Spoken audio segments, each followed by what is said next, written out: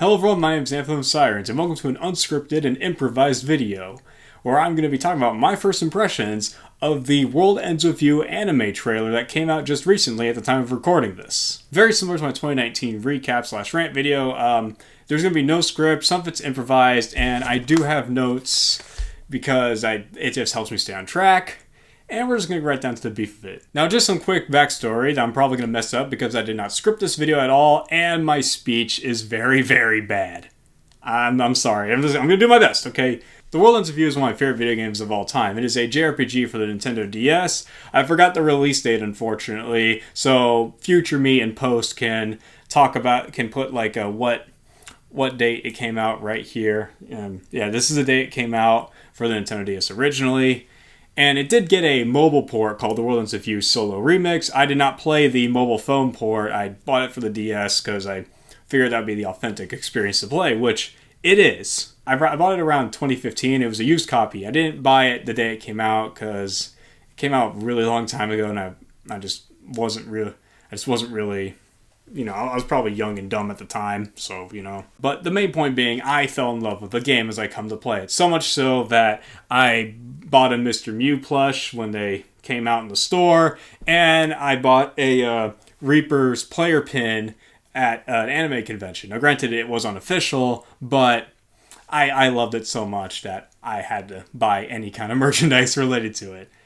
Well, not every piece of merchandise. You get the idea. A couple of years ago, The World Ends With You got a Switch port titled The World Ends With You Final Remix, which was the game that prompted me to buy a Switch, along with Travis Strikes Again, but that's a different story altogether. I do think it's a decent port for the most part, but I don't like the TV play motion controls, and I found myself playing the whole game with touch controls. But it's really great when you're playing with a co-op partner. It makes the motion control stuff a lot more bearable. The door just opened by itself. So around this time, at the time of recording, I found out it was getting an anime adaptation as they teased it for Anime Expo Lite. And I got pretty pumped for this. And the trailer came out as of recording today, actually. The date being, put date right here, post-production me. So that's when the trailer came out, and I saw it, and now it's time for my thoughts. Real quick, I'm going to do my best to avoid any and all major spoilers of the game. I know it's an old game by now, but I still want everyone I come across to play the game.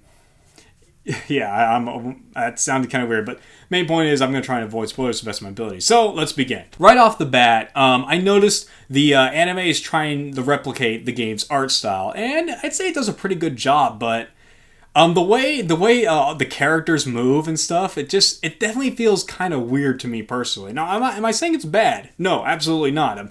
It looks amazing in terms of art, and the animation, it's fine, but like, I guess what I'm basically saying is, when it comes to World Ends With You, I'm more used to the, if you can call these cutscenes, the cutscenes where the characters look like a moving image in Adobe After Effects. Am I saying that's better than regular traditional animation? Absolutely not, but it just feels kind of weird seeing this new stuff for someone who has mostly seen limited animation in the cutscenes. While the anime does pretty well at replicating the game's art style and the way the characters look, it definitely feels less grungy, I'd say, because World Ends With You has like a lot of thick outlines in terms of art style. The game, that is. The game, a lot of the characters have like really thick outlines on them, and in this one, they still have thick outlines, but they're not as thick. And for the most part, like I said, the anime looks like it really does replicate the game, the style of the game very well. One thing I've also noticed that there are certain frames where characters either look older or younger, specifically Neku and Shiki.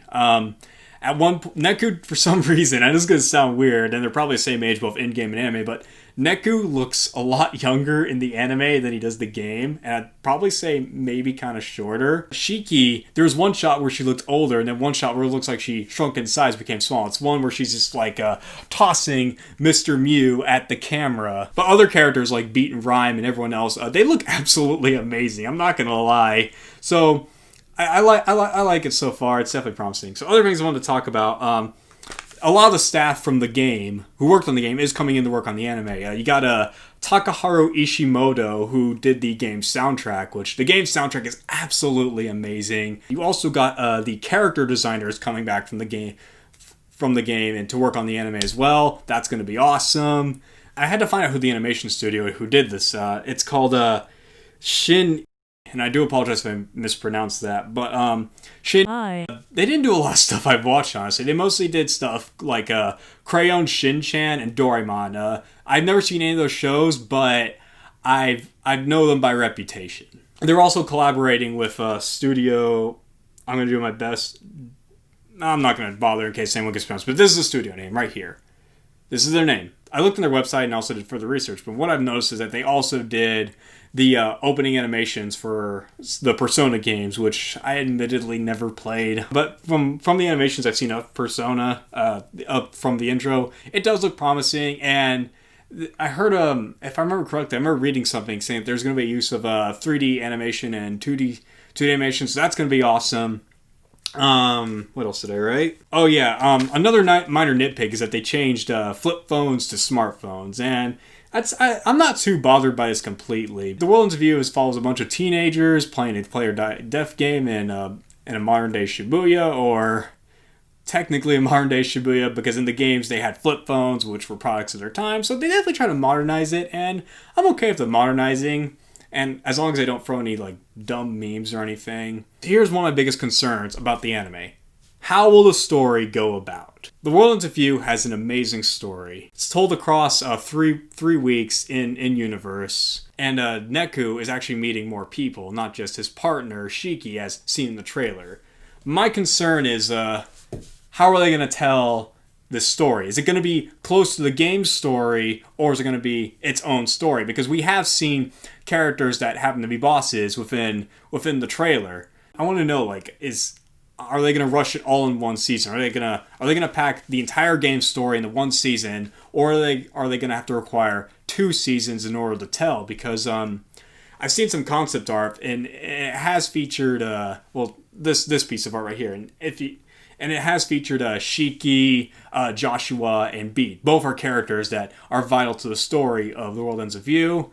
And I want to know, is this going to take multiple seasons to tell, or are they going to try and compact it, or are they just going to go off on a completely different story? And another thing I want to bring up, and probably no most, I only saw this brought up once, is an English dub. So the series is licensed by Funimation, and if it were to get an English dub, I'd hope they'd be bringing back the original English voice actors from the game into the anime, because as a fan of the game, I got all the original voices in my head, and I think they really fit their characters. And it seems like they haven't done much in a while, but the main cast, they have come back for Kingdom Hearts 3D Dream Drop Distance, which featured characters from The World Ends View. In fact, I actually bought Kingdom Hearts 3D Dream Drop Distance. I didn't buy it, actually. I got it for free from a friend because he was giving it away. And I only got that game just for the fact that it had characters from The World Ends View. If the voice actors can come back for Kingdom Hearts 3D Dream Drop Distance, I am pretty sure they can come back for the anime.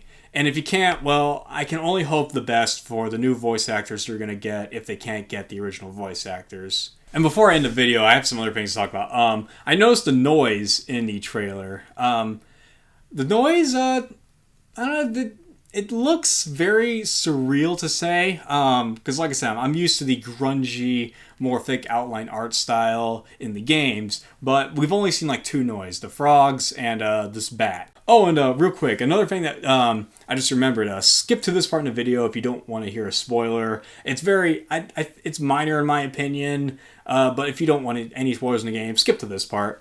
So there's a scene in the game where a Reaper promises Neku that he can win the game if he kills Shiki, and so he gets manipulated into like force choking her. It looks like she's getting force choked, and they actually showcase that scene in the trailer. And what I found weird is that Neku was surrounded by noise. Was surrounded by noise when he was force choking Shiki, and I remember in the games, like, I don't remember that in the game cutscene. So it makes me think, is Neku being manipulated by the noise, or is he being manipulated by the Reapers? I honestly do not remember. I do not remember that in the game, and that may just be me being nitpicky, but that's about it, really. And that about sums up my thoughts on The World Ends View anime trailer. I thought it was alright for a trailer. I mean, I was more interested in the visuals and I thought the sound. I'm not really too much of a fan on the song they were playing. Maybe that won't be what the whole soundtrack will be like based on the song trailer. But I'm gonna try and stay optimistic about it. And if it sounds like I'm being nitpicky or pessimistic, I'm not trying to. It just there were a lot of things that I liked and didn't like, and I'm really hoping for the best, honestly, because this is one of my favorite games of all time, and I'm personally glad that it's getting a lot of exposure, and hopefully we'll introduce more people to the game, and if not, hopefully the anime will do it justice. And that about wraps up this video. If you enjoyed this video, give it a like, dislike it if you dislike it, follow me on Twitter at AnthemOfSirens. If you're very new to the channel, I mostly do abnormal anime reviews, or at least abnormal in my eyes, because I don't know, don't watch a lot of anime reviews, and the only ones I've watched seem a lot more sophisticated than the way I present myself. But the main point being is, thank you guys so much for watching. That about sums up my thoughts. And yeah, that's about it. See ya.